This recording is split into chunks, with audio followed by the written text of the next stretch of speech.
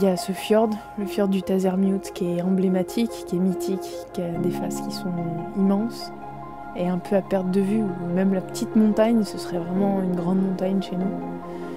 Et donc l'idée d'aller dans ce fjord, de choisir le Nalu.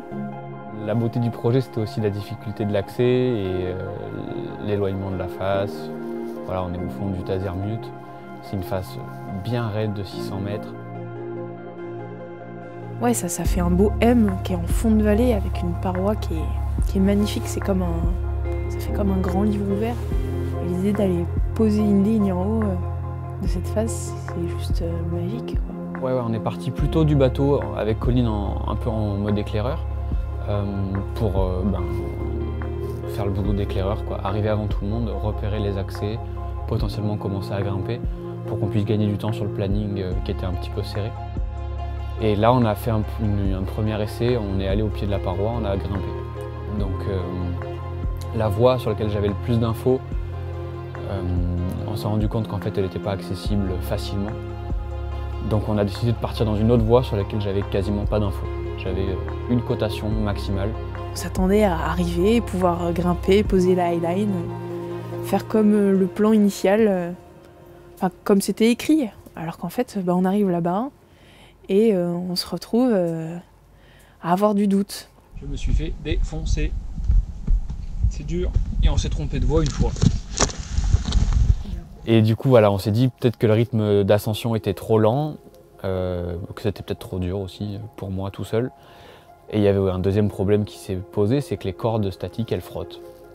On s'attendait à une paroi très raide, donc on se disait qu'il n'allait pas avoir beaucoup de frottement. Donc la solution, ça aurait été de rajouter des speeds dans la voie pour mettre ce qu'on appelle des fractios, donc fractionner les longueurs de cordes en plusieurs morceaux pour que les endroits qui frottent soient les endroits fixes. Mais moi, j'avais pas envie de rajouter de speed dans la voie. C'est des voies qui sont faites pour être grimpées en terrain d'aventure, elles ont été ouvertes comme ça, et j'avais pas envie de détériorer la voie en rajoutant des points. On se replie tous de manière safe et qu'on abandonne le truc. Mais c'est pas grave, des lignes, il y en a plein à mettre.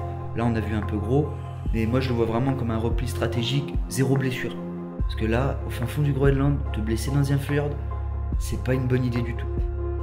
Plus on apprend de nos erreurs, plus on va vers des tâches complexes, et plus on va vers des tâches complexes, plus les échecs qu'on a à affronter sont difficiles en soi, et plus on met du temps à s'en remettre, ou inversement, parce qu'on a bien tiré les leçons du passé et qu'on a appris à être résilient finalement, et on se dit que la vie elle est quand même vachement belle et qu'il y a plein de choses à faire. C'est Churchill qui disait que le succès c'était d'aller d'échec en échec sans perdre son enthousiasme. C'est comment rebondir tout le temps. L'échec à ce moment-là c'est abandonner. Si t'abandonnes là d'accord c'est un échec. Si t'as pas essayé toutes les solutions que tu as pour t'en sortir, là à ce moment-là c'est un échec. Enfin, l'esprit d'entreprendre, pour moi, c'est oser prendre des risques et du coup oser prendre des échecs. Si le seul truc qui peut faire que ton rêve il se réalise pas, c'est d'avoir peur de l'échec en fait.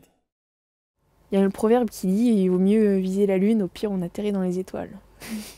Voilà, on a fini dans l'espace, ouais.